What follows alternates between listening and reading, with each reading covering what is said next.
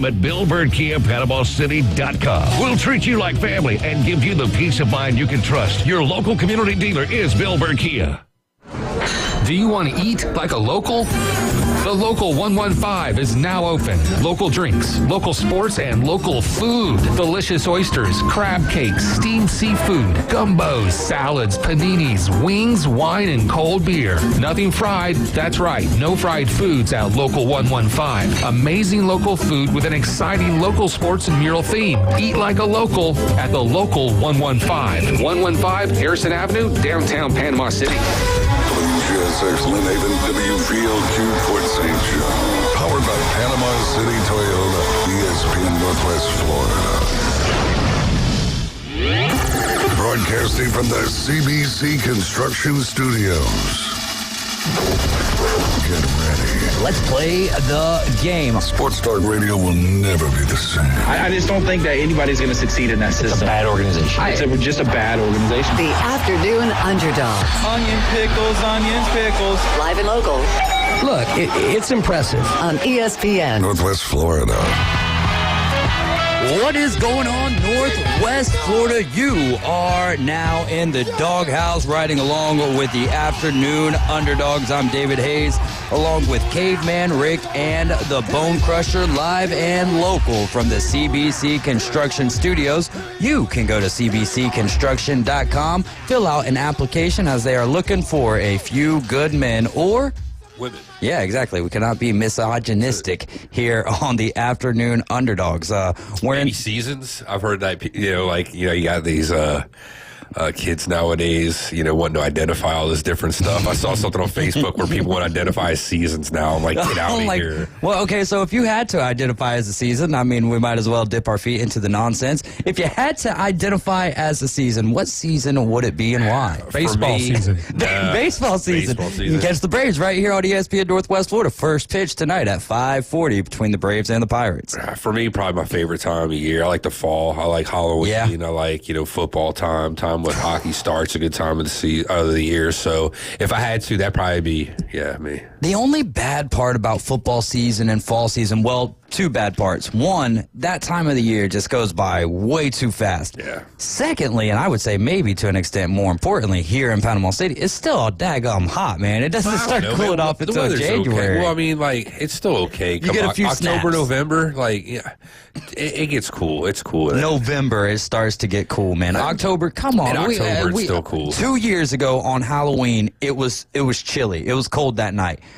But I believe last year it was hot as all get out so October is still a little hot and humid. Nowhere near as what the summer is, which is why I would go with spring. Me personally, for my season, just because, really right after February, you get a few hot days, but you get some days that feel very cold because of the temperature just kind of going up and going down and all of that good stuff. But I would go with spring. What about you, Bone Crusher? What season? If you had to identify as a season, he's like, I'd just keep you out of that. Hurricane season. Hurricane season. Half the year, 6 months, right? There you go. 850-215-6290. That is not our call-in question of the day. However, it is, who would be your celebrity family feud roster of athletes? And you can, I don't care. If you guys want to go with celebrities, that is just fine by me. I heard them talking about this on the Dan Patrick Show. We've been trying to come up with a call-in question of the day each and every day to get you guys engaged along with us. So text in your roster at 850-215-6290. We will read those off as they come in. We're streaming live on Facebook, YouTube, and Twitch. Like and share the Facebook feed and subscribe to our YouTube channel. You can also download the app and register. Just go to your Google Play Store or your Apple Store, type in 104.3 ESPN Northwest Florida. And that's important because it's t-shirt time on the app. Always giving away great stuff on the app. So make sure you get it and take us with you wherever you go. All right, Braves 540. Mentioned that we've got Bryce Elder on the bump tonight.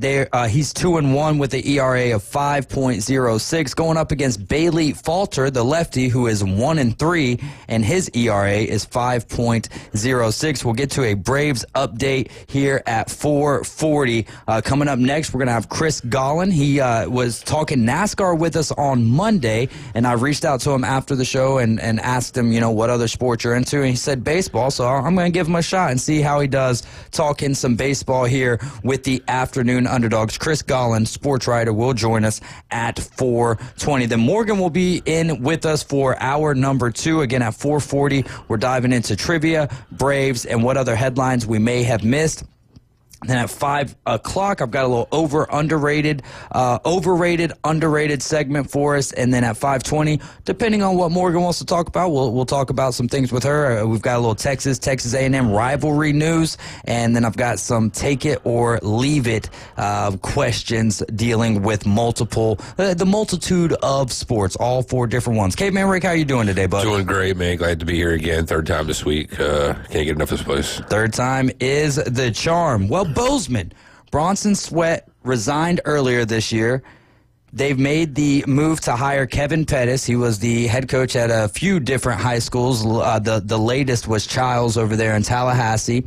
Then he became was a coach under Coach Griffin over there at Arnold. Well, he'll be taking over the job to be the Bozeman Bucks head football coach. That's Kevin Pettis, and hopefully, he's got a lot of experience, and then also being underneath Coach Griffin. Where was Coach Griffin prior to being at Arnold? He was over there at Bozeman, so he knows how things goes, and I'm pretty sure that he gave him a vote of confidence to head that way. Without knowing anything, I would just imagine that Bozeman still trusts what word Coach Griffin gives them. Really excited for Bay County football this year. Spring football is underway, and which means that we're not too far away from Mosley football, but also all other Bay High, Arnold, Bozeman. Let's see what North Bay Haven's going to be able to do under Coach Siegel this year. It's going to be a lot of fun. But they've also lost another coach. And this one's sad. Matt Granville has announced that he is stepping down from his position. He took the head coaching position back in 2019-2020 season. He finished with an 86-61 overall record, which is the most wins by a coach since the program's inception. And he was the only coach to have an overall winning record in the history of the program. It had 3 consecutive losing seasons to start, but then he helped lead the program to a complete turnaround. He started out 10-31, but after that they went 74-30. That is their record since 2022. They had their first 21 season in 22. They were 22-5, and then broke that single season win record again. They were 23-3 in 2024, and they won their first ever district championship. So big shoes to fill there for the Bozeman Bucks. Yeah, too bad. Looks like they're losing a good guy there. So hopefully whoever they get to fill in the shoes next will be able to continue, the winning ways. Yeah, and we'll have to see who they end up hiring. And then does Matt Granville, does he still have some left in the tank? He's a younger fella, so we'll see if he ends up coaching elsewhere, if he's got another job lined up, or maybe he just needed to take a little break from coaching. Tonight in high school softball, Baker County, they are 20-4. They're going to be taking on Arnold, who will be hosting. Arnold is 18-8, and that coverage will start tonight at 6 p.m. Then you've got a big one. This is going to be over there at North Bay Haven. Bozeman is 14-10. North Bay Haven is 22-3. That game, first pitch tonight, 7 p.m. This is a huge game, so if you have nothing going on tonight, barring the weather, which does not look great out there. We've been told that it's going to rain. It hasn't started raining yet. We'll just stay tuned because Joanna will tell us here in a little bit. Make sure you keep it locked into ESPN Northwest Florida for the best weather updates. Franklin County is 18-7. I believe they ended Port St. Joe's season. Liberty County is 20-3. They will be playing at Liberty County. First pitch tonight, 7 p.m. And then Niceville is 19-6. They will host Childs, who is 20-3, and that game starts tonight at 7 p.m. 850-215-6290 for the call-in question of the day. Who would be your celebrity Family Feud roster of athletes? Go ahead and call in or text us and let us know your answers. We'll go over the other answers that we have on Facebook. By the way, I post this question Monday through Friday on my Facebook. So if you'd like to add me as a friend, my name is David Hayes, and you can go to Facebook and find these questions on my profile. All right, so let's dive into it. We've got 9 total comments to this point. Clayton Mount is going to go with Tim Tebow, Bryce Harper, John Cena, Travis Kelce, and LeBron James. Is that a thumbs up or a thumbs down list? For the most part, thumbs up, I guess I have to say. It's got a couple Philly guys, Harper and Kelsey on there. Yep. So, yeah. There you go. Christopher Multicante is going with the Four Horsemen and J.J. Dillon. He doesn't have Cam Ward. Yeah, I know. What happened there, dude? Like, what happened? Where's Cam Ward? He's on your team. I mean, all you do is scream Cam Ward all day long, and then like you're gonna snub him. Yeah, that's crazy. I didn't even think about that, but yeah, how is Chris? That was my first inkling. Think of that. It's like that should have been his first thing. It was like, can I pick Cam Ward 4 times? A softball opportunity, and was not able to make anything happen out of that. That's funny. The Four Horsemen, Ric Flair, Arn Anderson. I'm trying to remember the other two, though. I can't. So there you go. There's half of your Four Horsemen right there. Gator Jamie, he's always got some of the best answers to these. He's got Marshawn Lynch, Pat McAfee, John Daly, Mike Ditka, and himself. Right on.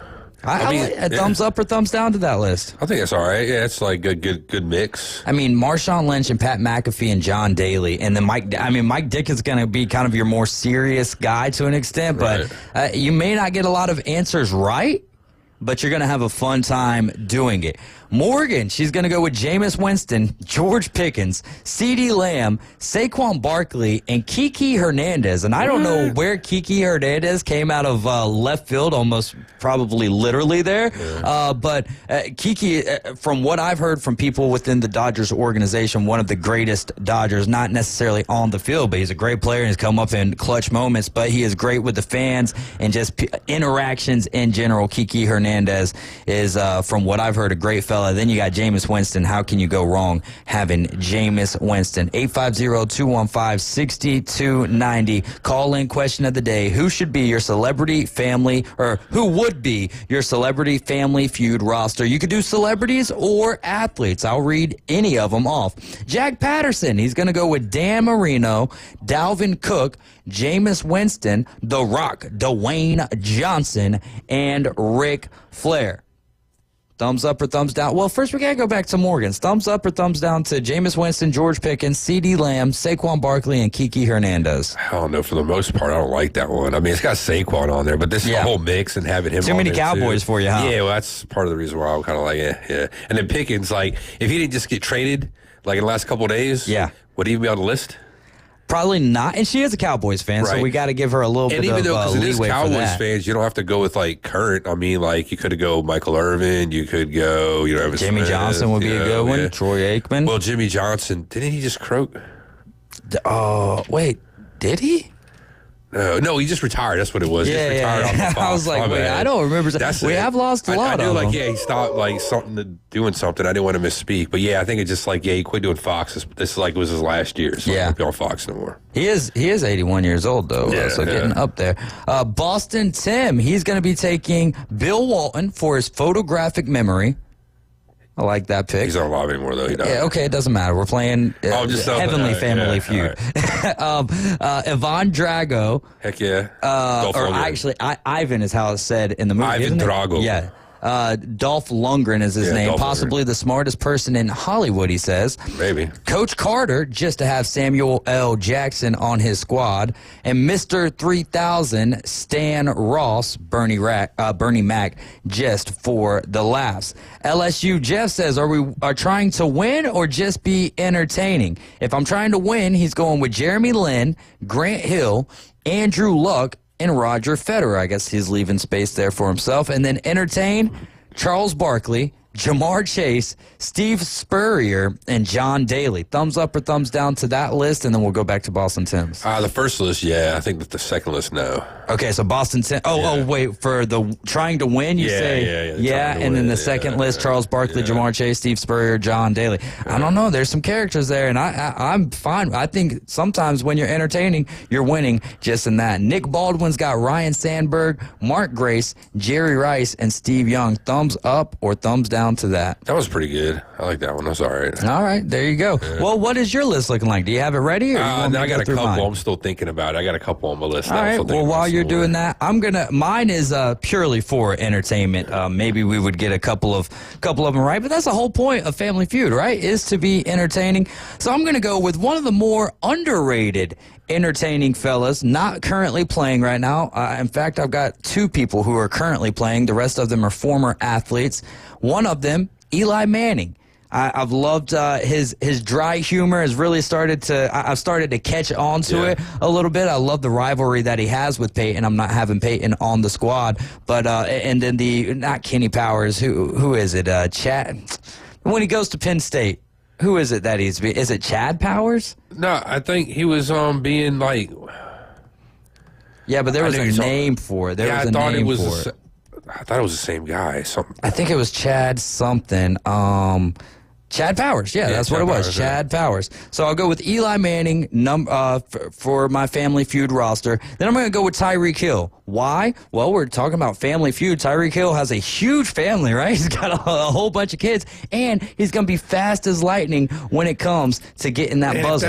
If that's what you're going with, family, you should go Philip Rivers. Yeah, but and then we could get, that's all the same woman too. That's all right. And we needed more baby mamas to attend, right? Because we're gonna have people in the crowd supporting us, and Tyreek Hill's gonna bring a lot more people than what Philip Rivers is. Tyreek Hill would also have to win more because he owes money, so he's gonna have to. I think he's fine though. Well, he got the bad. I'm just still saying though, it's like when you're married and you got like the woman and you're all together. Yeah. It's like when you got like to pay that support. It gets expensive. There you go. My next is going to be Ozzy Albies. I had to bring in a Brave, and I was trying to think who's going to be the guy who kind of lightens the mood up a little bit. And Ozzy is a prankster, and he seems to have a lot of fun, especially when he's out there playing ball. So I'd bring Ozzy Albies to be my Atlanta Brave. Then my next two, they spend. We all get to watch them entertain together all the time, but I would just love to sit there and watch. I would just keep my mouth shut the whole time. Shaq and Charles Barkley.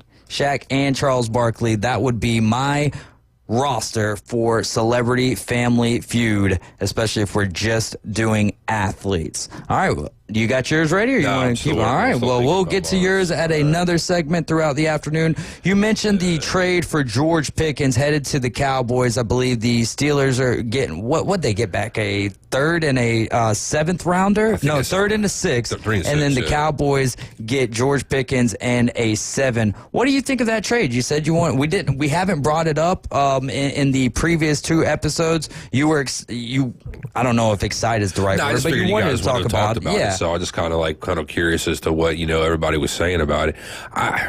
Kind of a head scratcher, because now if you're Pittsburgh, okay, so you were hoping to still get Aaron Rodgers, right? He hasn't signed, so now you just got rid of one of his weapons, or what could have been one of his weapons. So now who do you have in your wide receiver room? You got DK Metcalf, Clinton Davis, and then you have Bobby Trees, Robert Woods, right? Yeah, Robert Woods. So still playing ball. That's wild. Yeah, it's crazy. But I mean, so you really don't have a wealth of talent there in the wide receiver room. So why would a 3-time MVP Super Bowl winning quarterback want to come to have to throw to those guys?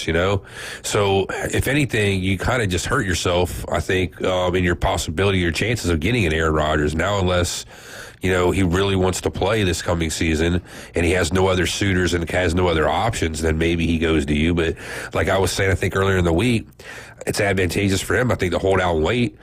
You got to bet that some quarterback's going to go down preseason, games, training camp with some kind of an injury, non-contact, something, right? The way we see quarterbacks go down, and then somebody's going to be desperate, have an opportunity to think that they can make a run, and they'll offer them quite a, probably good, salary in order to come and take that opportunity and try to take that chance. So if you're the Steelers, again, I just don't know what you're doing, because it's not like you got a wealth for Pickens. I do understand how Mike Tomlin rolls. It's like, it could be addition by subtraction.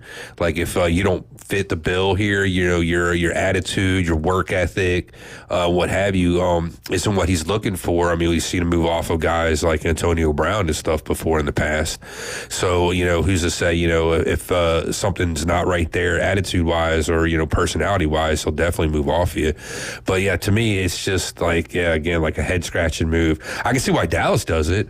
I mean, it gives them another option there for Tony Romo. Tony Romo, he's going to be sorry throwing for it from the booth. Dak Prescott, my bad, thinking old school. But I mean, opposite CeeDee Lamb, it might, open things up for him a little bit. I mean, Pickens can stretch the field a little bit, but still, I can see Dallas doing it a little bit. Again, it's not like it's making a big splash for them. And again, for the Steelers, it's a bit of a head scratcher. I could definitely see the Steelers making this move, especially Mike Tomlin, who I think we can make the case that he's dealt with the most drama in the NFL as a head coach, right? I mean, you have the arrest drama that Andy Reid and some of the other teams, the Raiders, have had to deal with. But when it comes to on the field and maybe not on the playing field, but on the bench, in the locker room drama with Antonio Brown and with Le'Veon Bell, I think Mike Tomlin and maybe the general manager there at Pittsburgh saw the writing on the wall and was like, I don't care. If Aaron Rodgers comes, this is actually going to make the situation even worse because now the talk is going to be on him, and then it's the conversation will be on Aaron Rodgers and how are DK Metcalf and George Pickens going to work together. And if you're Mike Tomlin, you just bring in DK Metcalf, you can't get rid of him. The only other guy is, do you feel like they're not going to mesh well in the locker room? And if they're getting rid of him this quick, I think that makes that could be a theory that fits right there. And for the Cowboys, yes, it works out for them. I feel like this is one of those trades where it really did work out best for both teams because the Cowboys, just how the Steelers do need, the Cowboys really do need someone to kind of take some of the pressure off of CeeDee Lamb. Now, see, when George Pickens goes to Dallas, he knows, right? There's no question who's the number one over there in Dallas. It's CeeDee Lamb. George Pickens, DK Metcalf comes in. Does he feel like he's supposed to be the alpha dog if they can't be 1A and 1B and one guy has to be number one alone, and George Pickens is thinking that way, which I'm not saying that he is. I'm just saying that could be the possibility. That could be the issue. So I like the trade for both teams. But the Cowboys this offseason just getting rid of all their draft picks. That's right. What's kind of wild to me. Well, and the Steelers, too. Like, if you were going to do this, wouldn't it have been smarter to do something at the draft and got, like, a draft pick or something that you could have used in this draft and got a replacement player, like... Well, the replacement player was DK Metcalf. I firmly do believe that when they picked up DK Metcalf, in their mind, they were already in the... It's like a breakup. Girls, when they're leaving, they already know that they're leaving 2 months, 3 months, a year prior to them leaving, right? I think that the Steelers, when they picked up DK Metcalf, it was, all right, now we're going to move on. But that also brings up the question, why didn't they draft someone? Well, that's what I'm saying. You're still thin in the wide receiver room. So even if that was your plan, you didn't also bolster your wide receiver room. So to me, like I just a head scratcher. I don't get it. I don't see why they did it the way they did it and when they did it. Yeah, there you go. Weather update. It's raining on 79. Everyone is texting me now about the rain.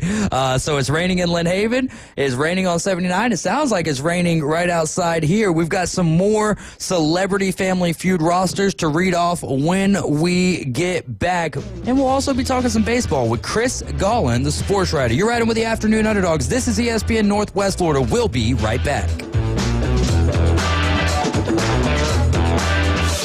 ESPN Northwest Florida.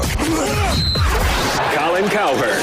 The Warriors had no bench, no depth. An old team on the road playing 6 guys.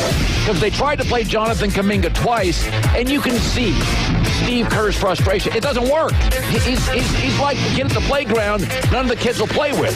The Herd with Colin Cowherd. Weekdays, ESPN Northwest Florida. This is Joanna with your latest forecast on ESPN Northwest Florida this Friday. The rest of the day, light showers and a likelihood of thunderstorms, and 79 with a moderate breeze coming out of the south-southwest around 14 miles per hour. Tonight, light rain and possible thunderstorms with lows around 69. Tomorrow, possibility of thunderstorms and light rain and a temperature near 75. This forecast is sponsored by Mid-South Lumber, the best little lumber yard in Panama City. Thank you for tuning into ESPN Northwest Florida. Rely on it. Take your next adventure in an award-winning Kia from Bill Bird Kia. Discover the new Kia. We invite you to stop by Bill Bird Kia and test drive the new 2025 Kia. You'll get the perfect balance of comfort, safety, and technology. The 2025 Kia SUV family has movement that inspires. Drive away today in a new 2025 Kia Soul, Seltos, Sportage, Sorento, or Telluride. Fuel the thrill and command the road in the luxury of a 2025 Kia K5 sedan from Bill Bird Kia. Performance, power, and design built for you. Spark inspiration in the all-electric 2025 EV9. It's a modern masterpiece, fast-charging, rugged, and roomy. Bill Bird Kia is the original home for the 20-year, 200,000-mile warranty. Stop by 2435 East 15th Street, Panama City, or anytime at BillBirdKia.PanamaCity.com. We'll treat you like family and give you the peace of mind you can trust. Your local community dealer is Bill Bird Kia. Whether you're an experienced investor or first-time buyer, Beach House will provide you with top-notch service to guide you through every step of the process. We make the real estate process fun and easy through effective marketing, strategic advertising, and always a client-focused experience.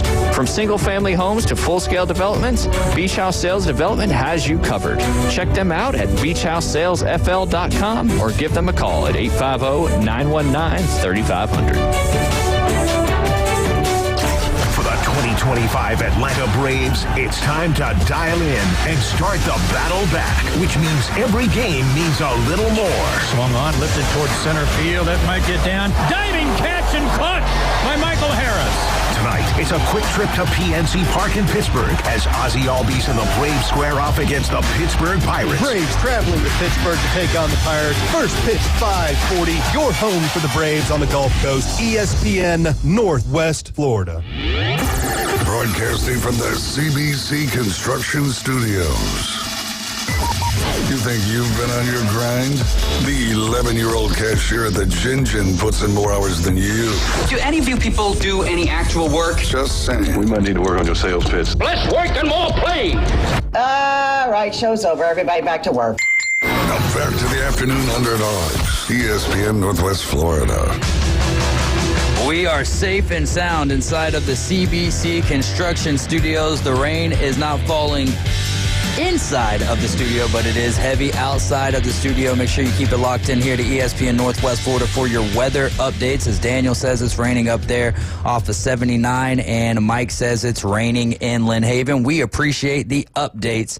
With CBC Construction, though, if you got a leaky roof, why don't you give them a call at 850-747-3815. CBCConstruction.com is their website, and they can take care of all of your construction needs. I'm David Hayes, along with Caveman Rick and Bone Crusher. We're the Afternoon Underdogs. You're listening to ESPN Northwest Florida 104.3 in Panama City, 101.9 in Port St. Joe. Our next guest is Chris Gollin. He is a sports writer. Chris, what's going on, my friend?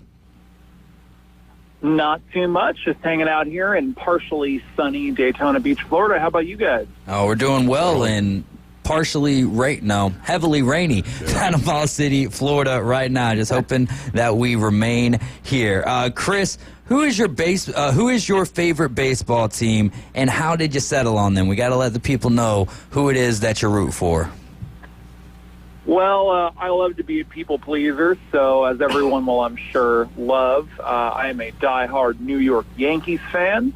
Now, I did have no choice. My mother is from Westchester County, New York, and I was certainly raised with little option in the matter, but that doesn't change a thing. I'm still Yankees all the way. That's the most Yankee thing. You didn't have a choice but to root for the Yankees. I'm just kidding with you, Chris. Great to have you back on. Chris was with us on Monday, filling in for RJ Starcevic as he was over there in Texas. He'll be back Monday, but wanted to give Chris the opportunity to talk some baseball with us, and that's what we're going to do. And hopefully he will continue to chat some ball with us throughout this marathon of a season. Let's start with, it's not local up here, a little bit closer to local with you over there in Flagler Beach. What about the effort from John Morgan investing in the Orlando Dreamers? Now, first tell me your thoughts on this, and then I have a question to if you think that they will move the Rays from Tampa to Orlando.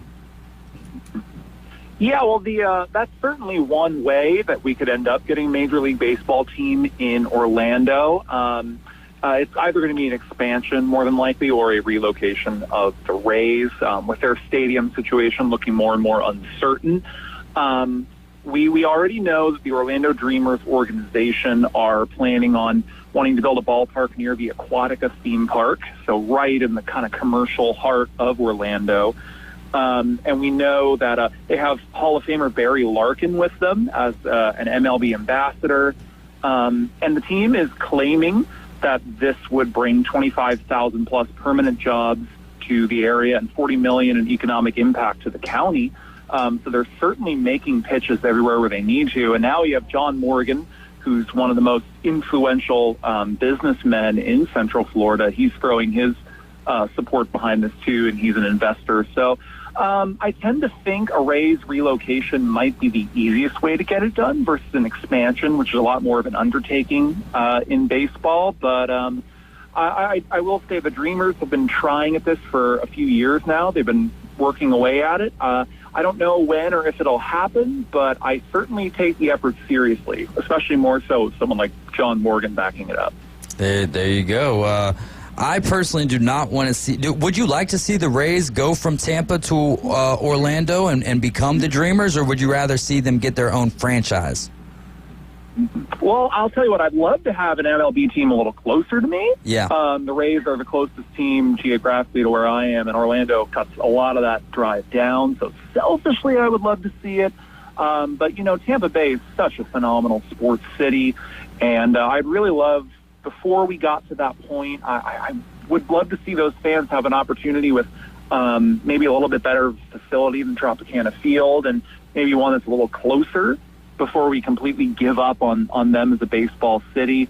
But, so for the fans, I don't want to, I would hate to see the Tampa faithful lose their team. But personally, I'd love that, just hour and a half or so drive to go see Major League Baseball, especially with the Yankees in that division potentially coming through a lot.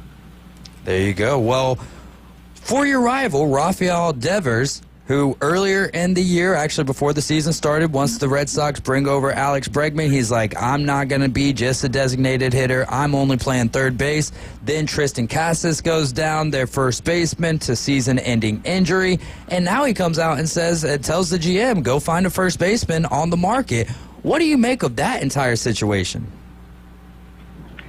Well, it's certainly it's unusual for a star player to be this forward in the media about what they do and don't want to do. I'd say it's questionable of him to do that. You want players to be willing to help the team win however they can. But at the very least, bring these up with Alex Cora in the front office in private. It's making a spectacle out of this. It's making a potential distraction. But, Rafael Devers said in one of his quotes that, he only had 2 months playing this position, and all of a sudden he has another one. He's only played designated hitter in the regular season this year. I'm not sure how much prep that took. I hope he wasn't expecting a gold glove or anything for that. But it's almost like the position that isn't a position. So, if he's not going to be a viable first baseman from a defensive standpoint, that may well be the case. He's already not quite a gold glover at third either. But I think to have this attitude of not even being willing to give it a try, and then to come out and kind of put the whole team on the spot with this narrative following everyone, that's not, I don't think, the best way to handle it, and not the way that he can best, just help the team contend for a World Series, which has got to be goal number one. You're listening to ESPN Northwest Florida. We're on the line right now with Chris Gollin. He is a sports writer, and we're talking all things Major League Baseball, but pertaining to Major League Baseball. And the reason why I'm wearing red, white, and blue this afternoon, kind of facetiously, not facetiously, I guess that's the wrong word, but yesterday there was a Pope elected, and it's the first time in history that the Pope hails from the United States. So yes, I told Ryan, I was like, we need to wear our Folds of Honor shirts. You've got a question that you want to, or not a question necessarily, but a statement. So Pope Leo, is he a Cubs or a White Sox fan, being that he is from Chicago? Well, Pope Leo the 14th grew up in Dalton, which is a Chicago suburb near the South Side, and he is, as confirmed by his brother, a White Sox fan. We had Wrigley Field right after the conclave, I guess, concluded. They put on their screen outside, "Hey, Chicago, he's a Cubs fan." Nope. I don't know where they got that, but all signs seem to point to him being a Sox fan. He was even at the 05 World Series, we've now found out. So, the new Pope is from Chicago, and he is White Sox all the way. Oh, that is cool, and that's, I mean, you know that he's got perseverance, and he's not just a bandwagon type of guy, so if you can stick with the White Sox, you could stick with anyone. Chris, what about the Mariners right now? 9 straight series wins for Seattle, a team that we've kind of been watching and waiting for them with all the hype that seems to build around them each and every year, especially since the emergence of Julio Rodriguez. What do you make of their 9 straight series wins? Should we take that serious, or is it like, we'll see? They still have more to prove. Both. I take it seriously. We need to see this over a longer stretch of the season to really be able to, take it to the bank. But I really do think that with the Astros no longer the superpower that they were just a few years ago, I think the Mariners are capitalizing at just the right time. Now, this is the first time they've won this many straight series since 2001, where they won 15 straight at one point with 116 wins on the season. That tied a record. I believe the Mariners are going to win the AL West this year, and I believe, from what I see now, they might be one of the AL favorites. But again, things change. It's a long season, and that's just how things look now, not necessarily how they will look a month, 2 months from now, or at the All-Star break. There you go. And then finally, we'll talk a little bit about not finally, but finally from my first set of questions for you. Jay Cronenworth about to get off of the injured list. We've had a lot of notable injuries here in Major League Baseball this year, but what does this mean for the Padres, who have been playing really good baseball, playing nose-to-nose with the Dodgers as far as the record goes in one of the toughest divisions in baseball in the National League West? What does this return for Cronenworth mean for the Padres? Oh, the Padres, it's hard to say they needed it because they're doing pretty great either way, but with Cronenworth out for 5 weeks and then him now coming back, that San Diego offense is locked and loaded. They have him, Tatis, Arias, Machado, Bogarts. They need this offense to stay with the unprecedentedly good Los Angeles Dodgers out there in the NL West. Cronenworth already this year, he only played 12 games. He was already trending in a pretty positive direction. So, for Padres fans, just they need this. They need the injury luck that they're moving into now, where virtually all of the starters are healthy, because there's not a lot of margin for error in a division as tough as the NL West. So, Chris, you're 27. I'm 34. Caveman, you're 47. So we've kind of got the generations covered right there. Not the young generation, which I believe this next question really pertains more to them than anything. And that's the City Connect jerseys, which I think a lot of them are great, but some of them are just not a big fan of that. So my question to you, Chris, is are the City Connect jerseys fire or are they a flop? Overall, not just certain ones, but overall, how do you feel about the City Connect jerseys? You're pressing me for a fire or flop answer there. I would lean a little more in the direction of flop personally, but that doesn't mean I don't have a lot of great things to say about a lot of them, like your original Rockies and Nationals and Pirates jerseys. But I think the fact now that we're seeing some of these teams already pivot to new ones, especially ones where the fans were embracing the original and weren't really clamoring for a new one, I think what that tells me is that this is something being done with jersey sales as the number 1, 2, and 3 priority. Just come out with another product to sell to the fans. So, I mean, as a Yankee fan, I never want to see it in the Bronx. Right. But, it's not too harmful or anything. It doesn't really hurt anyone. It's produced some really great alternate jerseys, but at the end of the day, it's just not something that I'm personally all that excited about. I think there's some of them that I'm excited about. If I go overall, I I would lean more towards flop, especially when I start to think about the City Connect jerseys in the NBA and the fact that they're wearing them in the playoffs and all of that stuff. But there are some really sharp City Connect jerseys. Then you have like the Atlanta Braves, who basically took their retro cherry blossom jerseys and said, you know what, we're going to add the to a current Atlanta Braves A and get rid of the lowercase a that they used back when they actually wore these jerseys. They made the jersey worse, which I don't think that you should be in 2025 and take something from the past and make it worse than what it was back in those days with all the technology that we have in front of us. I wasn't a huge fan of the Colorado Rockies like all green mountainscape type jerseys, but the one that kind of looks like their state flag, I think that one's pretty cool. I'm really excited to see the Chicago White Sox Bulls rendition of their City Connect jerseys. Chris, what division right now, which all divisions are playing pretty good right now, what is the most overrated division in all of baseball? Right now, I'm thinking it's the AL East. The AL East has this reputation that it's going to be a bloodbath every year, kind of like the NL West actually is. But I just don't see it being all that competitive unless we get the Orioles having a drastic turnaround and playing the way they were supposed to this year. You know, I'm not saying the Red Sox can't give the Yankees a run over the course of the season. The pieces are certainly there. But the Blue Jays and the Rays are not going to be contending for the division win. The Orioles, with every passing day, are making it look less and less like they're going to be able to either. So, yeah, I mean, the AL East is not the AL Beast this year, like people like to call it. It's kind of one of the quieter divisions, so that'd be my pick on that one. You're listening to ESPN Northwest Florida, chatting with Chris Gollin. He is a sports writer, loves MLB and NASCAR. And Chris, our next question for you, on the flip side of the overrated, who is the most, or what is the most underrated division?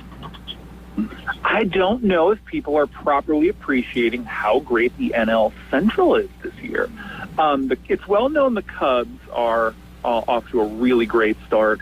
But we have 4 teams that could quite easily, from where they are now, make a playoff run. You got the Cubs, the Brewers, the Cardinals, and the Reds. They're all playing really good baseball. They're not. The records aren't all there. It's not a super tight race for the division lead at the moment compared to some of the other ones, but the pieces are there with those 4 teams to do something really, really special. So that could be a really heated division, and it's one where I think the Cubs are probably going to win it, but aside from that, it's really hard to make any concrete predictions in that division here at this point in the season. So keep an eye on the NL Central. Yeah, I like that, because normally it's both of the central divisions which tend to be the weakest. Which division, and the Cubs are a lot of fun to watch play the game this year. What division do you think gets the most playoff teams in the playoffs this year? I'm almost equally confident in the NL West and AL Central getting 3 in, maybe a little more toward the NL West. NL West would have the Dodgers, Padres, and Giants. AL Central would have the Tigers, Guardians, and Royals. Yeah. All 6 of those teams feel like they really should be in the playoffs this year. And it's not even inconceivable if the Diamondbacks go on a heater, you could get 4 out of the NL West. But then they'd have to be playing above teams like the Braves and the Phillies, and that's going to be a challenge for them. But I'd say NL West is probably going to be 3, maybe even 4, and AL Central has a really solid shot at 3 as well. Are you more surprised by the A's being above 500, 2 games over 500, or the Orioles being well below 500? I'm way more surprised about the Orioles. You know, it's not every year some team of about the Athletics caliber goes on a nice little heater for the first month and a half. That's I almost come to expect it. But the Orioles were supposed to be, by a lot of people, favored over the Yankees in the AL East this year for good reason. With the youth movement they've got going on, to see them in last and not making any real solid progress out of last all the way into May, I was not expecting that for them. And the more time goes on, the more dramatic the rebound is going to have to be for them to just meet expectations this year. All right. Caveman, any questions for the Phillies? Not at the moment. All right. Who do you have as MVP of the league when it's all said and done this year? Well, at the moment right now, it's pretty standard, easy picks, but I'm going Aaron Judge, American League, Pete Alonso, National League. I think it's a New York sweep of the MVP awards. How about that, man? How big? You know what? That would make the signing of Juan Soto so important because he was like, "Yo, let's get Pete Alonso back. We need Pete Alonso." So great stuff there. And let's see, who was your first favorite baseball player?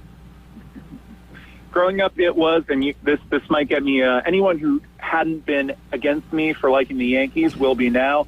Alex Rodriguez. Oh, I always liked the little bit of a villain persona that he had there. I always gravitated toward that.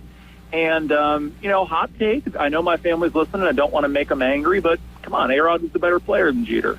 It's A-Rod. He's one of the greatest hitters ever, PEDs or not. And so he was always my favorite growing up. Hey, there you go. All right, one more for you, Chris, here. What's your go-to ballpark snack when you're at the park? This is unconventional, but I'm always looking for a good slice of pizza. I've been to some ballparks with some pretty good pizza you can grab. And if I can get that with a nice Mountain Dew or a Pepsi to go with it, for me, that's perfect. I know I'm in the minority of not wanting the hot dog or the nachos or anything, but that's my go-to ballpark meal. Chris, man, great to talk to you again, and I'm sure that we'll be catching up with you soon, talking baseball with you. Chris Gollin, ladies and gentlemen, he's a sports writer. You guys are riding along with the Afternoon Underdogs. This is ESPN Northwest Florida. We've got a trivia question that did not get answered correctly yesterday. That is, which player played for all three Braves teams? Call in now and play some traffic jamming trivia with us when we get back. This is the Afternoon Underdogs here on ESPN Northwest Florida.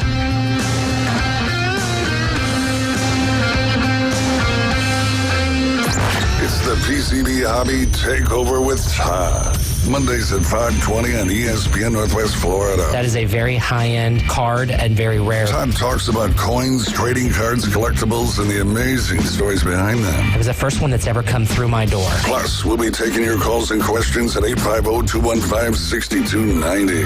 The PCB Hobby Takeover. A platform for you to do your hobby. Mondays at 5:20 on the Sports Talk Monster. ESPN Northwest Florida. This is Joanna with your latest forecast on ESPN Northwest Florida this Friday. The rest of the day, light showers and a likelihood of thunderstorms, and 79 with a moderate breeze coming out of the south-southwest around 14 miles per hour. Tonight, light rain and possible thunderstorms with lows around 69. Tomorrow, possibility of thunderstorms and light rain and a temperature near 75. This forecast is sponsored by Mid-South Lumber, the best little lumber yard in Panama City. Thank you for tuning into ESPN Northwest Florida. Rely on it. Take your next adventure in an award-winning Kia from Bill Bird Kia. Discover the new Kia. We invite you to stop by Bill Bird Kia and test drive the new 2025 Kia. You'll get the perfect balance of comfort, safety, and technology. The 2025 Kia SUV family has movement that inspires. Drive away today in a new 2025 Kia Soul, Seltos, Sportage, Sorrento, or Telluride. Fuel the thrill and command the road in the luxury of a 2025 Kia K5 sedan from Bill Bird Kia. Performance, power, and design built for you. Spark inspiration in the all-electric 2025 EV9. It's a modern masterpiece, fast charging, rugged, and roomy. Bill Bird Kia is the original home for the 20-year, 200,000-mile warranty. Stop by 2435 East 15th Street, Panama City, or anytime at BillBirdKia.PanamaCity.com. We'll treat you like family and give you the peace of mind you can trust. Your local community dealer is Bill Bird Kia. Now, we're live and local inside the CBC Construction Studios. Hot takes, the latest trades, in-depth interviews. That is my reaction. We break it down for you right here. Very big springboard for the rest of my career. The Afternoon Underdogs. That's the problem right there. 104.3 ESPN Northwest Florida. Welcome back into the CBC Construction Studios. This is the Afternoon Underdogs here on ESPN Northwest Florida. Guys, we're live. 104.3 Panama City, 101.9 in Port St. Joe. CBCConstruction.com is the place to go if you're looking for a job. They're looking for a few good men or women. Give them a call at 850-747-3815 or go to CBCConstruction.com. We're still doing our call-in question of the day. Who would be your celebrity family feud roster of athletes, I went with Eli Manning, Tyreek Hill, Ozzie Albies, Shaq, and Charles Barkley. Caveman Rick, you still haven't got So yours? you don't have so you're not playing. You're just going to have those 5. I'm going to be the general manager, brother. Ding, ding. Am I on? Is this thing on? Yes, it is. Can you hear me? Okay, we're so live. So for mine, I was thinking about it. I was wanting to try to make it like, kind of like more me and not just give something off the cuff and not really think about it a moment, Right. But so for me, I guess I'm going to have to put Mike Tyson. Always like a favorite athlete of mine since I was a little kid, the video game and everything, larger than life, right? Tony Hawk, I think that'd be kind of a cool one. To have that Tony is a Hawk good there. one. And he's outside the smart, box. too. Yeah, so, I think he's very smart. And I'm sure he'd probably have some, some stuff that he could say and talk about that'd be a little different than most people would, think about. And then another one I would probably do. Let's see, it would be tough. This is a tough one to do. I'm fighting over a couple in my head. I guess somebody probably like Wayne Gretzky, have a hockey guy. Yeah. Gotta have somebody like that. One from each sport type If deal. not him, maybe somebody like Ron Hextall or something, one of my favorite hockey players. And then, let's see, my last one I'd go with, I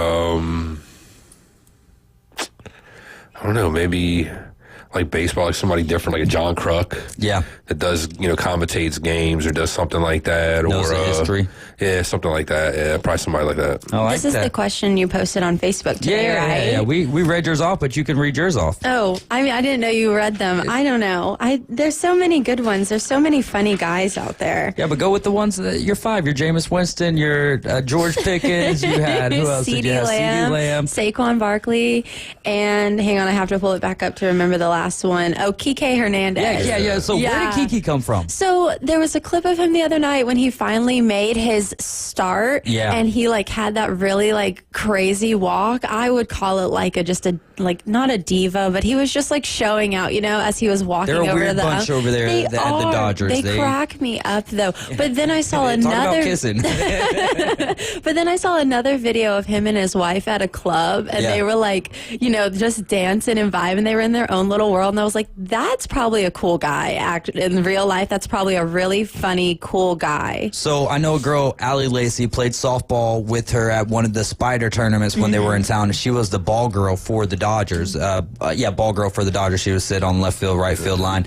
and she said that's what she said about him is he's one of the most down to earth baseball players and just always a good time and always nice. And I think that's when you said Kiki Hernandez, I was like, I don't know why, but that's really cool that you had him. Then to have Jameis Winston, that's great. So Pickens, if he didn't get traded just a couple days ago, is he not on the list? No, he's still on the list. I think he's hilarious just because he's a demonizer. Literally, he just the best way I could sum it up is I saw a clip and it was Dak Prescott, but Dak Prescott throwing the ball to someone and George Pickens 20 yards downfield just taken out of TV for no reason. They're not even in the line of play or anything like that, and he's just taking people out. I think he's got to be so funny.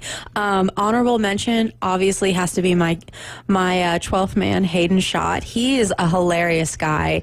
All of his Omaha interviews were really funny. My favorite quote from him was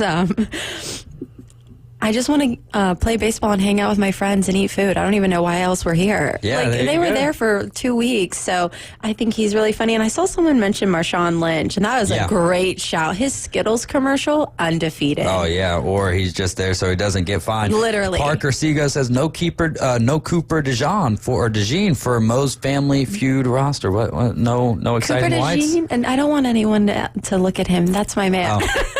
I don't want anyone else to lay eyes on him. He was at the Kentucky Derby. I did just see where him and Reed Blankenship are going to come out with a podcast the 15th of this month. I will be in attendance. If anyone wants to have a watch party with me, I will be watching this. Do you know what the name of it's going to be? Is it going to be the Exciting Whites? No, I don't know what it's going to be yet. I just saw where they're going to come out with their podcast on the 15th. So if you want to have a watch party, I will be watching that.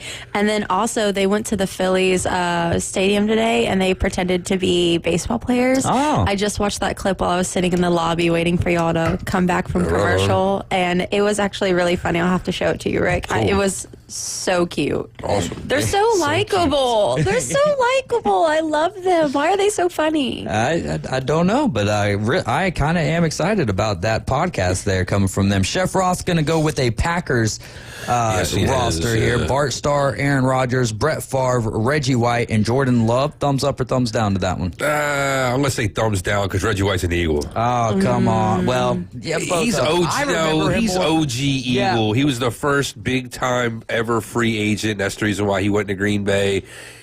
Even though he didn't win in Philly, he's an Eagle. I don't care what anybody says. I know he's going to get the notoriety for winning with Green Bay. Reggie White was an Eagle. And Chef Ross is closer to your age. I would say people my age we're going to remember Reggie White as a Packer, no doubt. Now, when you watch that documentary, there's no doubt. What you're saying is factual, no doubt about it. But also the way that we watch sports, everyone remembers players from certain teams and certain eras a little bit differently. But yeah, he still gets credit, though. He played for the Packers. So. No, I hear you, and I get all that. I'm just still saying, though, when I think about it, and like I said, he's OG Eagle. You guys make me feel so young. There you go. Right State Chris has got Steve Eierman, Kenny Powers. He says the actual Kenny Powers, not Danny McBride, which I don't know. No recollection of that. Kevin Nash, a.k.a. Diesel, a.k.a. Big Daddy Cool, and he would also have Chipper Jones. If you'd like us to read off your celebrity family feud roster of athletes, text it in to us at 850-215-6290.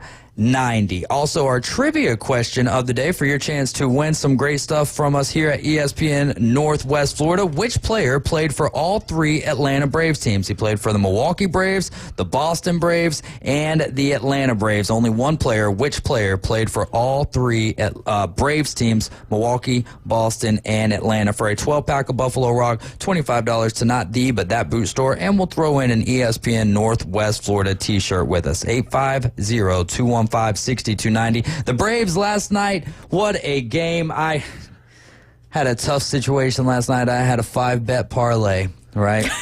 I had the. This isn't What If Wednesday. That's what I'm thinking. It's not what if, but it takes me to the Braves and the Phillies games, right? Okay. So I had the Royals to win. I had the Tigers to beat the Rockies twice, and then I had the Braves to win and the Phillies to win. The first three happened. They're offering me. It was a $30 bet. They're offering me $70. James is like, "You probably should take that, man." And I'm like, "No, I'm just gonna ride it out. We're gonna ride it out." Then the Rays take a 5-1 lead on the Phillies, and the cash out's unavailable at that point. It's like, no, you're stuck at this point.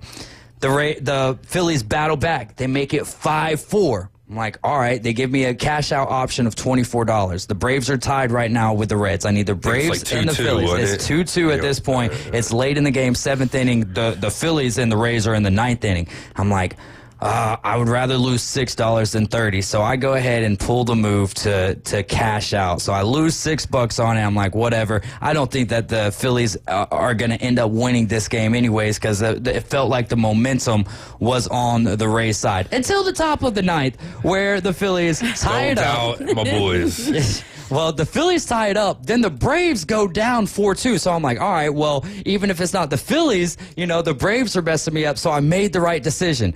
Then the Braves tied their game up in the bottom of the 9th through some great baseball that they were playing, which, by the way, Braves fans, does not Nick Allen kind of look a little bit like Mark Lemke? I was noticing that last night.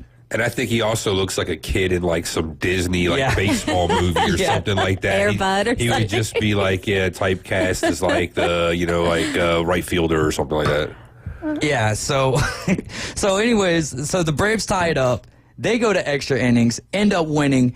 And the Phillies go to extra innings and end up winning. I would have won $252 on that and ended up losing $6. Kids, if you're listening, never sell out. This is what happens when you sell out. Okay, well, on the flip side of that, then I had another one later on to win $150. All I needed was the Golden Knights I had the whole parlay complete except for the Golden Knights to win. I had a chance to cash out a $5 bet for $55 and ended up saying, no, I'm going to let this one ride, and end up losing. So it's really danged if you do, danged if you don't. And if I wouldn't have sold out and cashed out, then you know what would have happened? I still would have lost. Another win for Vegas. They always find a way to win. They do. We've got a lot more NBA and NHL playoffs going on this evening. We'll try to make some picks at some point in time throughout the rest of the show. We've only got 40 minutes. So Parker Siga says, lesson, let it ride. Bro, I was saying that all up until I hit the cash out button, and now it's like, hey, it is what it is. Woosah, on to the next day. If you commit and throw the money down, you might as well just commit and stick with it, you know? Sometimes, man. Sometimes you just, you make decisions and they don't work out for you, and then sometimes you make decisions and they do work out for you. All it is a lesson. You guys are riding with the Afternoon Underdogs. This is ESPN Northwest Florida. Hour number 2 coming up next.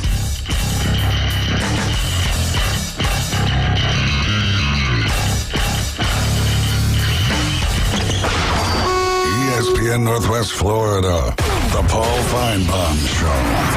Let's go to Dwayne up next. Hey, I want to know why Alabama, all y'all Alabama fans and stuff, then sued the NFL to send Jalen Milroe up there.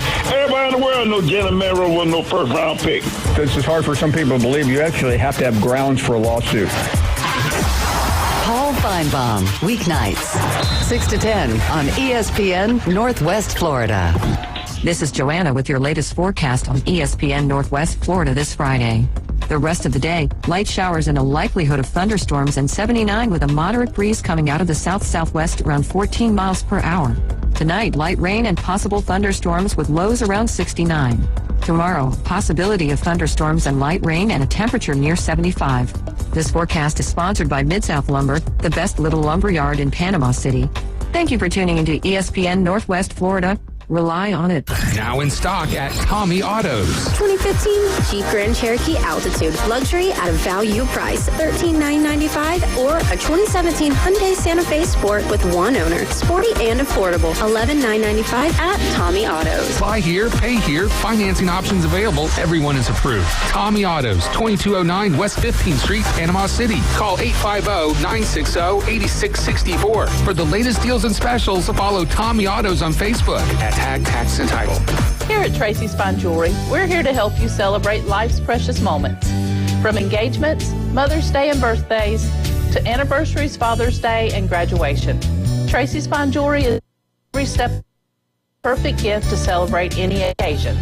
Celebrating every I do, Happy Mother's Day, anniversary, graduation, and Father's Day, because every occasion is perfect with a little bit of sparkle. Tracy's Fine Jewelry, putting a sparkle on Bay County for over 50 years. WGSX Lynn Haven, W Field, Q Fort St. John. Powered by Panama City Toyota, ESPN Northwest Florida. You found us inside the CBC Construction Studios. You're riding shotgun with the Afternoon Underdogs. We're going to need some gas money. The Afternoon Underdogs. Fill her up, please.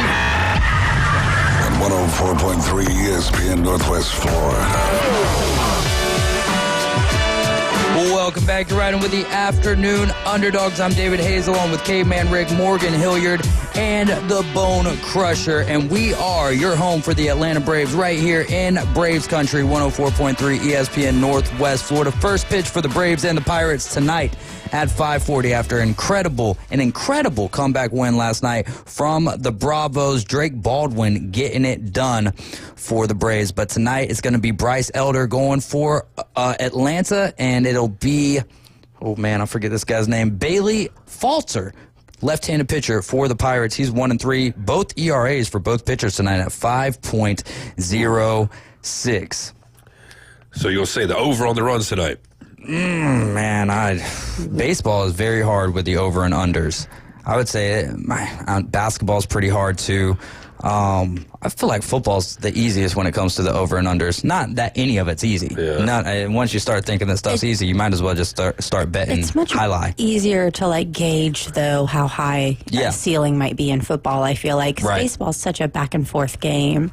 For sure. Can I say something, by the way? Am I allowed to say something? Oh, no. So terrible. I just need you guys to know that today is Ryan Prager's last regular season home start in maroon and white, and I have been mourning all day in my soul that my Pookie, it's almost time to say goodbye. I'm so sad. Okay, I had to get that out of my system. Final shove day in the regular season for... I'm your guy? so depressed. I don't want to see him go anywhere because I love him so much. Wait till after the game, at least. to be No, depressed. I'm already sad about it. He better get a standing ovation coming off the field tonight because I will riot. Right, State Chris earlier when he was saying Kenny Powers, the real Kenny Powers, he's talking about Kenny Powers from the show. He was just saying not Danny McBride, but actually Kenny Powers, which threw me off a So basically, little Danny bit. McBride has to come in character. Gotcha. What's that? So basically, Danny McBride has to come in character. Yeah, essentially. To do the show. Yeah. He's got to be like, what's that called? Method acting, when you're just like living the role the whole time, like even when you're not like being filmed. Yeah, locked in for sure. Gotta be locked in. How's your day been going? Beautiful Friday afternoon. It's a rainy Friday, rainy, yeah. but I mean, it's always beauty in the rain. sunshine and rainbows over here. Always. I'm finally not so nasally anymore. Thank God. Shout out Lynn Haven Coastal. All right.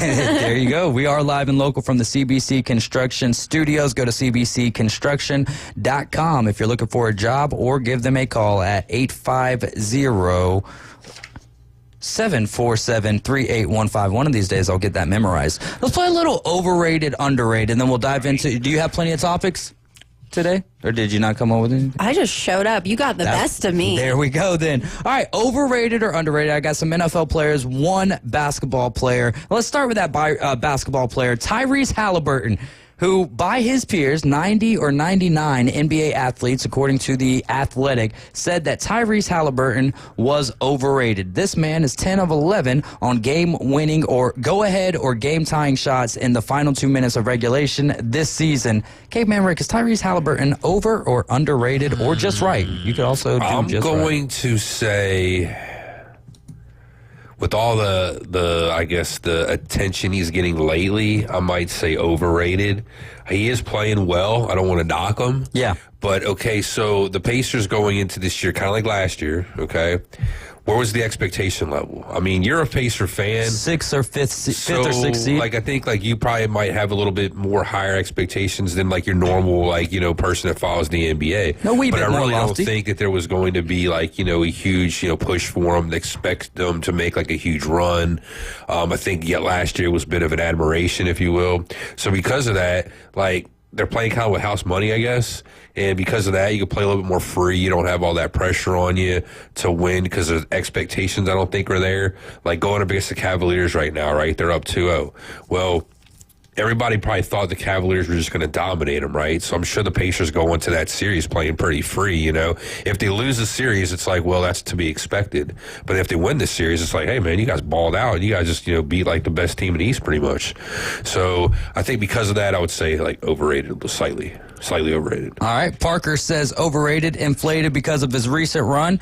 I would say that he's, I'll say just right, but I think to an extent, because of everyone calling him overrated, I would say that he's underrated. Here's where he's underrated at is because, these days the only stat that people care about is the fact, how much are you scoring? How much are you scoring? Well, Tyrese Halliburton doesn't go out there to score. He does score, and he scores when he needs to, but he does what he's supposed to do as a point guard in facilitating and getting his guys in the right position. And the Pacers are a pretty deep team compared to some of the other teams still here in the playoffs. So, and obviously I'm going to be a little bit more biased as a fan of Tyrese Halliburton, but I will say that he's just right, but closer to underrated, far closer to underrated than he is overrated. If you bring the Pacers to back-to-back NBA Finals, which a lot of people probably couldn't tell you, maybe Pascal Siakam and Miles Turner, but outside of that, you go down the list of the Indiana Pacers, and unless they're sitting there watching the playoffs or a huge fan of the NBA regular season, I don't think that they're telling you many players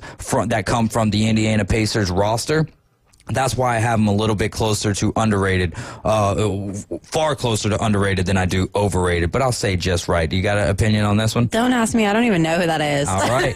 Justin Fields, he is the quarterback for the Jets. Is Justin Fields, Caveman Rick, is he overrated or underrated? So far in his career, I'd say overrated. We haven't seen like him play, I guess, at his best with the good complement of head coach, coordinator, players around him as well. So I think if he had all that going for him, he probably would do a lot better. But a lot of players would probably play a lot better, right? Having all those things line up the right way for him. And I mean, he is, on the Jets roster now. So you're saying in a perfect world he would be good? Yeah, like if things were set up, if things were set up for him, better. Yeah, I think he would be, he'd have a better outcome. But the adversity, I don't think is too much for him. All right, Morgan, Justin Fields, over or underrated? I think he's okay. He's an okay player. I don't really have an opinion on if he's overrated and underrated. I think he's playing at the most of his potential that he can when everything is perfect. When everything is perfect. Man, I really think that the Bears should have held on to Justin Fields and let him start that first year for Caleb Williams and let Caleb Williams kind of get acclimated to the league just as Patrick Mahomes and Lamar Jackson did. Look, we know that Caleb Williams is a generational talent, but let the cake bake on him and let him ease himself into that role. For that reason, and the Bears, the year prior to Caleb Williams, when it was Justin Fields and Tyson Bagent and whoever else they had playing quarterback for him, they had a better record that year than what they did with putting all the pieces around Caleb Williams and all that they did for him. So for that reason, and then to go over to the Steelers and do what he did to start the year out, for those reasons right there, I'm actually going to say that Justin Fields is underrated. However, after this season with the Jets, what we're going to see is reality is going to set in, and I think that it will be closer to overrated. However, let's say that he turns heads and surprises people with the Jets, then he could stick to being underrated to an extent. Pick a name off the list, Caveman Rick. Oh, geez. Okay, let's go with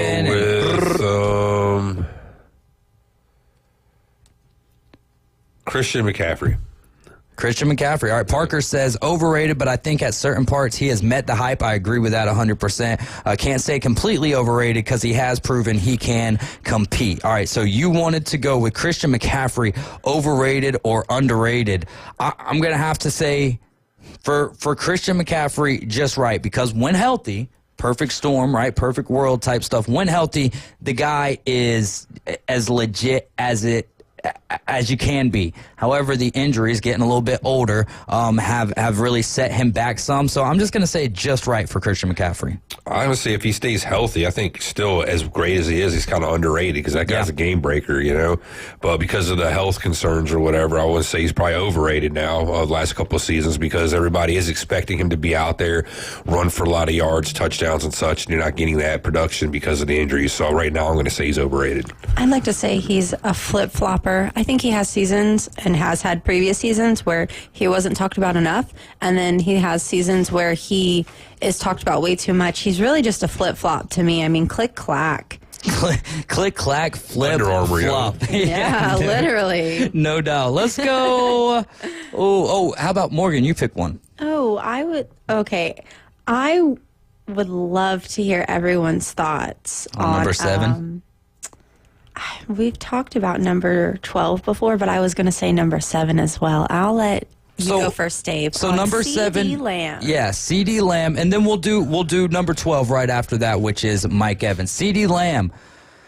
Oh, I think if he had help, which I guess now he technically does, right? If you go back to when he had, I'm not talking about Dak either, though. I'm talking about other wide receivers stepping up to make that an actual wide receiving core and not a shell of one.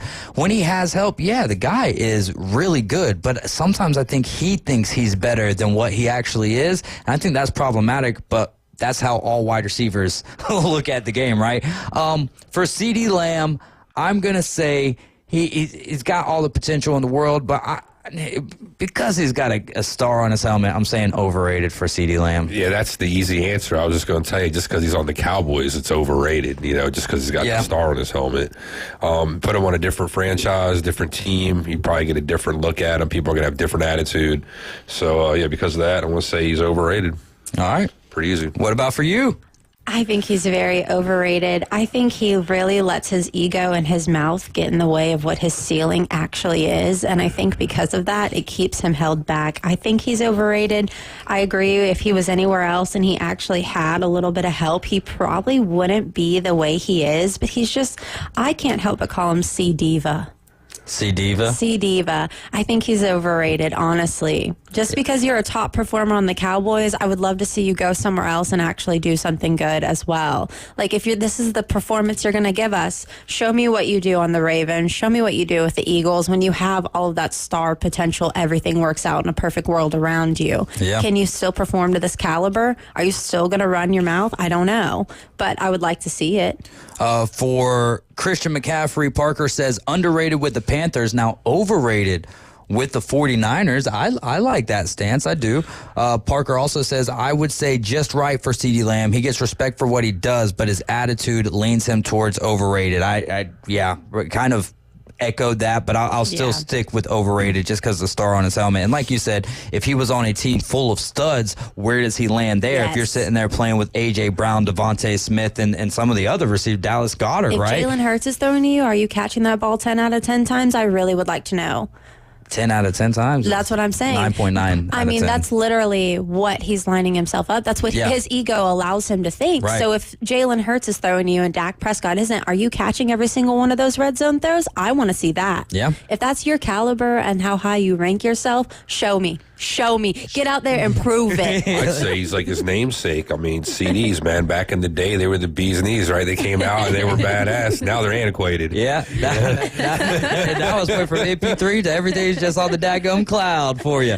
And then we'll go to number 12, Mike Evans. This one's the easiest of all. Underrated. What's 11 straight years with over 1,000 yards, different a multitude of different quarterbacks. Yeah, was Tom Brady a part of that? But so was Jameis Winston. Kyle Trask has thrown some to him. You know, like Baker Mayfield. Like, yeah, there's he's done this consistently. He, in my opinion, is one of the biggest reasons Johnny Manziel is as famous or was as famous as what he was, because Mike Evans was an absolute. I forgot that this is a A&M guy for a split second there. So totally underrated for Mike Evans. What about for you, Caveman Rick? Yeah, same thing. I mean, when you're like locked in at 1,000 yards every year, kind of like a Frank Gore. Yeah, you just knew no matter the offense, no matter what the coordinator was, the head coach, the quarterback, he was still going to get his numbers. How can you say the guy's underrated at that point, or even overrated? I mean, the dude's doing his job. So if anything, he's underrated. Miss Mo?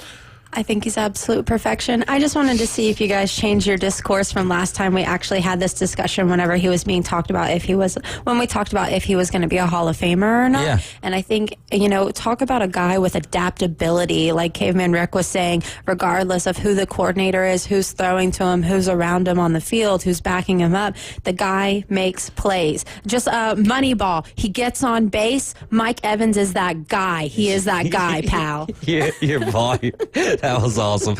Parker says, nothing else to say about Evans. Any wide receiver who can get 1,000-yard seasons with Winston as his quarterback has my respect. No doubt about that. Let's go Jordan Love real quick. Our final one here. Jordan Love, overrated, underrated. Rick, start us off. Right now, I think in his career, I'd probably say overrated. Okay, like he hasn't done like a lot of great stuff yet in Green Bay.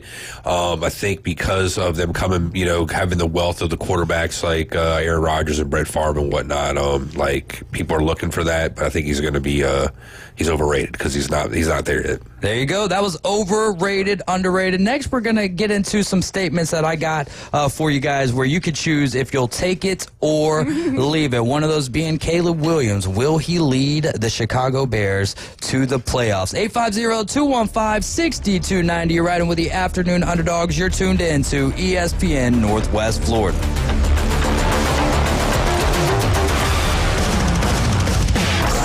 Your attention, please. ESPN Northwest Florida reminds you it's the law. It's the law. When there's a double red flag, stay out of the water, stick your toes in the sand, grab a cold drink, and listen to live sports. Swung on, miss, strike three. On 104.3 ESPN Northwest Florida. Double play! This is Joanna with ESPN Northwest Florida. Here is your weather forecast on this Friday evening. As we head into tonight, moderate rain and possible thunderstorms, and a low of 70 with a gentle breeze around 9 miles per hour coming out of the east. For tomorrow morning, sprinkles and a likelihood of thunderstorms, and a temp near 75. In the afternoon and evening, possible thunderstorms and very light showers, and a high around 76. This weather forecast is brought to you by Earthworks of Northwest Florida. Thank you for tuning into ESPN Northwest Florida. Rely on it. Northwest Florida Wrestling presents live professional wrestling at the Possum Palace. Saturday, June 7th in Wausau. Exciting men's and women's wrestling with a huge 20-man Royal Rumble. Doors open at 4. Matches start at 5 at the Possum Palace. Front row tickets $15. General admission $12. Kids 5 and under free. All proceeds go to medical expenses for Chase Henson. We'll sell you the whole seat, but you'll only need the air. Mid-South Lumber, where they treat you like family. Locally owned and serving the residents of Bay County for over 45 years. See Mid-South Lumber for all of your DIY projects, including windows, doors, siding, lumber, and millwork. Are you building a new home? Bring your contractor in to Mid-South Lumber and meet with a member of their sales team to discuss your framing, siding, windows, and doors. Mid-South Lumber, the biggest little lumber yard in Panama City. 717 West 11th Street. For the 2025 Atlanta Braves, it's time to dial in and start the battle back, which means every game means a little more. Swung on, lifted towards center field. That might get down. Diving catch and caught by Michael Harris. Tonight, it's a quick trip to PNC Park in Pittsburgh as Ozzie Albies and the Braves square off against the Pittsburgh Pirates. Braves traveling to Pittsburgh to take on the Pirates. First pitch, 5:40. Your home for the Braves on the Gulf Coast. ESPN Northwest Florida. Now, we're live and local inside the CBC Construction Studios. From the pros to the future pros, we're your home team station for home team sports. Now back to the Afternoon Underdogs. ESPN Northwest Florida. Welcome back. It is not quite the final segment. We'll be going to 5:30 right here. We're going to be going out at 5:38 this afternoon to get you to the first pitch for the Atlanta Braves. And the Braves are going to be taking on the Pirates tonight. We should have a great matchup. Bryce Elder going for the Braves, 2-1, ERA of 5.06. See if he can bring that down a little bit. Going up against Bailey Falter, who's 1-3 with the ERA of 5.06. Then on Saturday, the Braves will take on the Pirates. Coverage starting at 1:50 for a 3:05 first pitch. And on Sunday, coverage starts at 11:20 in the morning for a 12:35 first pitch. Atlanta Braves baseball on ESPN Northwest Florida, brought to you locally by Bill Bird Kia, PCB Hobby, Panama City Toyota, Hewitt Tire and Auto, and Hometown Towing. This is going to be take it or leave it. But before we get to that, we've got to ask Morgan about the latest news from College Station. But they're going to be playing. No, they're playing in Austin this year, aren't they? And that will be on Black Friday. So we saw this with Florida and Florida State a few years ago, maybe 2 years ago. They played on Black Friday rather than Saturday, the Saturday after Thanksgiving. Now it's going to be Texas and Texas A&M. As a Aggie fan, Morgan, how do you feel about them moving this game to Black Friday? And one of their reasonings is so that they don't have any interference from the NFL. But isn't there? I guess time-wise, it'll be later in the evening because we've had Black Friday games now in the NFL for 2 years, and I'm sure they're not stopping now. I believe it was projected to be a 6:30 p.m. kickoff. Okay, so it'll be right after. So, I mean, being that it's on Black Friday, I mean, it doesn't really affect me either way. It kind of seems like the universities are leaning more towards students spending time with their families, which is all fine and dandy. That's fine. I just want to remind all of you 2%ers out there that if you're not showing up, then what is the point? If you're going to go home anyways, why have the game on Black Friday at all? Well, if you're going to go home and be with your family, why play the game during a holiday at all if that's your vision on it? And that's just me personally. If it were me, I would go back to having it on Thanksgiving because I thoroughly enjoyed that matchup. I mean, I know I've talked about how I grew up a little bit but when I was growing up, every Thanksgiving I looked forward to this game to see my dad super upset about A&M beating his team, and that's just how I lived my life, and that's something I remember and something I was very fond of because one, the Aggies are winning, two, the Orange is losing, but neither here nor there. If you're going to do it and you're going to bring it back and you're going to make it what it's supposed to be, have it where it was originally at. Make it the middle of the day, make it on Thanksgiving Day, and stop adhering all this new, all this new agenda. If you're gonna do it right, in my opinion. I love that because you're a fan, and that's how it used to be. That's how it was for you growing up. Of the 118 times that Texas and A&M have played against each other, 69 of those games were played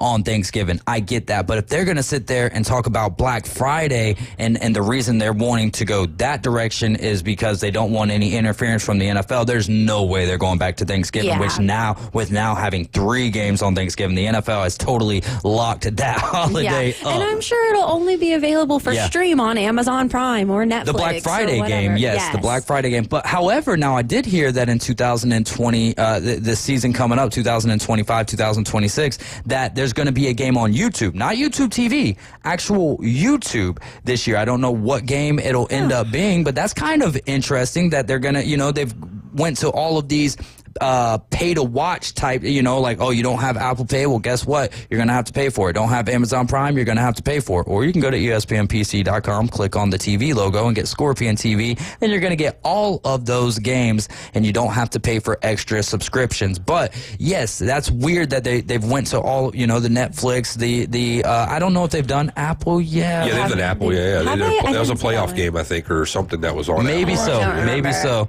And then you so Netflix, YouTube TV, like Amazon Prime across the board, and then they're just going to go straight to plain free YouTube. I like that. I mean, it's a step in the right direction, but how long will it stay free? Maybe it's just like a trial. Maybe it's to see how many people actually tune in and how many people they're kind of missing and kicking out because they keep doing all this pay-to-watch types deal, and which is fine, whatever. You can do whatever you want. I mean, you're the one running it. It's just...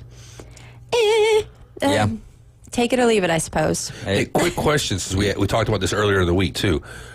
A&M's dog mascot, is the name Revel or Reveille? Reveille. Okay, yeah, I call it Revel. It's Reveille, and it's always a girl, by the way. Okay. So if I would have known that it was a girl, Caveman Rick, I would have definitely said Reveille. It's always a girl. Fun fact about Reveille, every new Reveille, they do like an induction ceremony, and it has to be, bred specifically XYZ, whatever, comes from a very certain bloodline. They remove Reveille's bark box before Reveille is inducted, and there's a myth, rumor, I don't know what you would call it, but if Reveille visits your class and she's able to bark, your classes are dismissed for the rest of the day.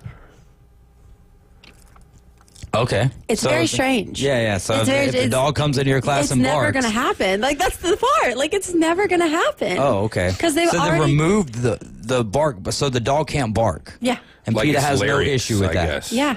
Why did they do that, though? Why did they take away the dog's ability to bark? I actually don't know why they Why did would that this. have, anything to do with, I don't understand that. I don't. Why is the dog need to I've be never silent, understood be this mute? either, because I'm pretty sure Uga and a few other mascots all have the ability to bark still. I don't know why they adapted this. It's very weird to me. And then, just to do it, it's just like, hey, let's just have some surgery on this dog just for, real reasons. For no reason. Let's just start cutting on it, Very strange. I think, and that's why I call it a fun fact, because it's like, why? That's a sad fact. It's weird. That's a sad It's so fact weird. right there. I've never understood that, though. That's like taking, I guess it's not as bad as declawing cats or whatever, because... I mean, she still lives her best lavish life. She has her own She has her own golf cart. She has 3 Corps cadet members who are with her at all times, and they take turns, overseeing her and making sure all her needs are met. She gets groomed once a week. I mean, I thought of some a very uppity dog. messed up jokes I could do about that, man. About the whole. You're gonna shy away from messed up jokes. I don't know, man. I don't think. Am I losing Caveman Rick, y'all? What's going on? Well, people that lose their voice box, they get the mechanical, robot sounding one. You can put that. Oh yeah, you put the little. Oh my God. rough. There was a SpongeBob episode about this where they gave Gary the snail a voice box, and he talked with this British accent. I would love to see that as well. I wonder what a British snail would sound like. It's got to have There's a SpongeBob episode, man. There you go. I'll just have to go check that out. Caleb Williams, take it or leave it. Caleb Williams will lead the Bears to the playoffs this season. Maybe if I'm blind. I don't know, man. The Pope's supposedly on the side of them, but I don't think that's going to help either. I don't think that's going to help at all. Maybe if I'm blind, for sure. Not yet. I don't know what the Bears are going to look like. Division's kind of tough. The division's tough. That's what has me kind of on the edge, stepping, teetering, tottering over that, because with Ben Johnson, they've revamped the offensive line. I've said Caleb Williams is going to be a bust, so I still got to stick by that. So I don't think that the Bears make the playoffs, but I am going to be interested to see what do the Bears look like now that it's not with Eberflus and it's Ben Johnson, and we've seen the success that he's had over there with the Detroit Lions. So, and he's going to, will he have the Lions number? Being that he used to be a part of them, we'll have to see. So you're looking for the progression? I'm looking for progression. I don't think it's playoff progression. Okay. I don't think that is playoff progression. Chicago produced a Pope before it produced a 4,000-yard passer. That's all. Who was it that said that? I don't know. That was earlier today. I heard that, and I was like, that's pretty good. Oh, I saw it from Tho Bishop in a different group. I also saw where someone was able to find a photo of the new Pope at a White Sox game, and we have a new American Pope for the first time before the White Sox make it back to playoff contention. And there you go. There you go. That's why I'm wearing red, white, and blue this afternoon. Let's go with... Mike Trout will never play in another playoff game. Take it or leave it. Ooh, Taking it. I'll probably take it. Yeah. If I had to put money on that, the money would be on that. Then he was going to do something in the playoffs, right? I'll have to take it as well, and I hate that. I really do hate it. Texas A&M is the biggest underachiever in college football. Take it or leave it. Taking. Honestly, taking. Oh, I really thought you were going to leave it and then get mad and leave. No? I'm a realistic, rational fan. Yeah. I feel like I'm pretty realistic. I think I take the field nowadays because with all the turnover with NIL, the portal, and everything like that. Well, it's just saying they're the biggest underachiever. Yeah. But there's going to be probably more that there's going to be higher expectations on some teams that are really going to flop, and that's why I would say I'll take the field. Well, and Alabama's in a position where they could become the biggest underachiever, because I think to be an underachiever, it's not just, you're not good. It's all of the tools that you have, and you're underachieving to get there, which has been Texas A&M. I think Texas can be in that status, and we'll have to see how they do this year with Arch. But Alabama is definitely in a place right now where they could end up being an underachieving school. Let me cook. Okay. Okay. So let's just go back to 13 years ago when we first joined the SEC. Let's just start there. Let's take it there from the top and just start fresh with SEC. So we have never made it to the playoffs since coming to the SEC. We've consistently had a 7-5 or 8-4 season, which somehow seems to be our highest ceiling for some reason. Right. And we have never really taken anything past that. We have inconsistency,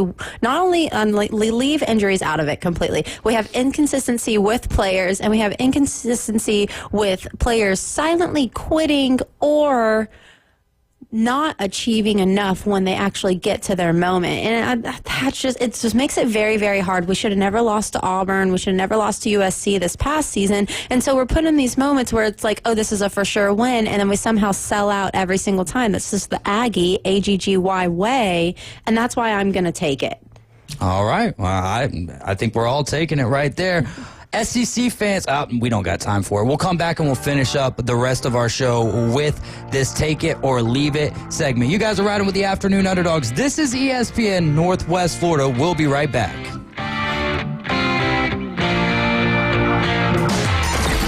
Mornings on ESPN Northwest Florida just got unsportsmanlike.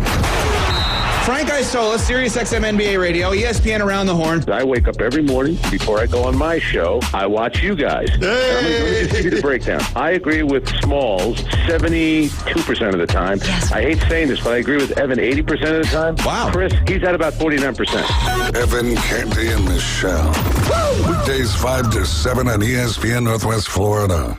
CBC Construction is looking for a few good men. At CBC Construction, our greatest strength lies within our talented team. Join us and be a part of a dynamic company that values its people. We offer a tremendous opportunity to create a future for your family and the Florida Panhandle. CBC Construction is now hiring. Call us at 850-740-3815 or visit cbcconstruction.com to learn more. CBC Construction. Be part of a winning team. Whether you're an experienced investor or first-time buyer, Beach House will provide you with top-notch service to guide you through every step of the process. We make the real estate process fun and easy through effective marketing, strategic advertising, and always a client-focused experience. From single-family homes to full-scale developments, Beach House Sales Development has you covered. Check them out at beachhousesalesfl.com or give them a call at 850-919-3500. 360-degree protection of your home, 365 days a year, one low monthly price. Brock Lawn and Pest Control offers an affordable program that provides our customers with peace of mind. Brock 365. We like bundling pest control with termite protection for a low monthly payment. We couldn't be happier with the results. Most treatments are done outside, and we haven't had any issues in over 3 years. Call us today for your free consultation. Brock Lawn and Pest Control. You've found us inside the CBC Construction Studios. Now back to the most dangerous afternoon show on terrestrial radio. It's dangerous, it's dangerous, It's illegal in 5 states. The Afternoon Underdogs. 104.3 ESPN Northwest Florida. This is the Afternoon Underdogs live in the Doghouse, brought to you by cbcconstruction.com. You guys can go to, or CBC Construction, you can go to cbcconstruction.com and go fill out an application. They're looking for a few good men. You can also call them for all your construction needs at 850-747-3815. David Hayes along with Caveman Rick, Morgan Hilliard, and Bone Crusher. We are your home for the Atlanta Braves. They're coming up first pitch at 5:40 right after the Afternoon Underdogs. Bryce Elder on the bump for the Braves. Tonight, locally, Arnold is going to be hosting Baker County. They are 18-8, and that first pitch is at 6 p.m. North Bay Haven, this is a big one. North Bay Haven hosting Bozeman tonight. They'll get underway at 7 p.m. Liberty County hosting Franklin County. Their first pitch is at 7 p.m. And then Niceville hosting Childs at 7 p.m. Don't forget about the Coach James Hale Show and the Inside Drive. The Coach James Hale Show live here on ESPN Northwest Florida Monday through Friday from 7 a.m. to 9 a.m. Then the Inside Drive with Ryan Mulvey from 11 a.m. to 1 p.m. Please keep the Mulveys in your family, or in your thoughts and prayers. As always, keep the Mulvey family in your prayers. Thoughts and prayers as some not so great news for Beth Mulvey this afternoon with her mother. So thoughts and prayers there. And then Ryan Mulvey, as always, as he deals with his battle against brain cancer. We were talking take it or leave it before we left off. We've only got about 4 minutes to go here, so we'll go to one of my favorite ones. SEC fans care more about hating rivals than winning titles. Take it or leave it. Morgan, let's start with you. I'm going to leave this one, honestly. If you see any SEC team, most other SEC schools root just to keep it in the SEC. I see this a lot on and off the Twitter sphere. Even in real life, I would say that this is not an actual take. I'm going to leave that one. Rick? Yeah, I'm going to, not agree with that either, man. Because we see, time to time, SEC fans, if their team's out, now they're rooting for some other team in the SEC to win. Mm-hmm. So, how can you feel that, on both sides of that? So, because of that, yeah, no. I'm not down with that. I'm right there with you, leaving it. I mean, how often do we see teams who didn't make the playoffs or didn't make a bowl game and they're cheering for the SEC team? I think we all become, or I've done it sometimes, just picking the SEC team just because they're SEC and a bowl pick 'em or whatever it may be. However, I think for Alabama fans and Georgia fans, we're more worried about winning titles than hating rivals at that point. But then again, I don't like Alabama. I mean, I don't like Auburn. I don't like LSU. I can go down the list over and over and over again. I like them, but that doesn't mean I've never not rooted for them in a scenario before. All right. Well, you would never root for Texas. Absolutely not. I mean, I went to the Cotton Bowl and I rooted for Ohio State. What do you mean? Right. Exactly. Avid enjoyer. How about Lincoln Riley will never win a national championship? Take it or leave it. Taken. Yeah, I'd take that too. I mean, there's a possibility that he'll be going to the NFL one way or the other too, and then if he does that, then he really can't win. I don't think Urban Meyer is going to be going back to the NFL after that debacle that happened with the Jacksonville Jaguars. You said Urban Meyer? Lincoln Riley. Oh, my bad. Yeah, I was like, what? No, that's the one right above it. That's the one right above it. I'm thinking in my head. Urban Meyer's he'll probably won't ever get a coaching job again. Yeah, that's what I was thinking about when I asked that question. Lincoln Riley never winning a national championship. It depends on if they get a defense. We thought the LSU-USC game last year was like, oh my goodness, do they finally have a defense? Maybe so, and it did not work out for them, and then they lost Miller Mall. So I'll say right now I will leave that statement. Leaving it as well? I'm leaving it as well. All right. Well, Morgan, do you have any parting words for the listeners this afternoon? I hope everyone has a great weekend. Don't forget that there's a lot of baseball being played out there. Little recap, by the way. I know we made our picks on Wednesday. UNC beat the crap out of the Wolfpack last night. Who'd you take? I took UNC. Rick took UNC. You took Wolfpack. No. I took the Wolfpack. Oh, sorry. I had it mixed up. Anyways, UNC beat the crap out of the Wolfpack. I hope everyone has a great weekend. Stay safe, and if you're on the roads, please watch for others. Anything from you, Rick? Just stay dry this weekend. All right, stay dry this weekend. That'll be a tough ask right there. Just remember, Jesus loves you. So do I. The Atlanta Braves are coming up next. Y'all be safe out there and have a great weekend.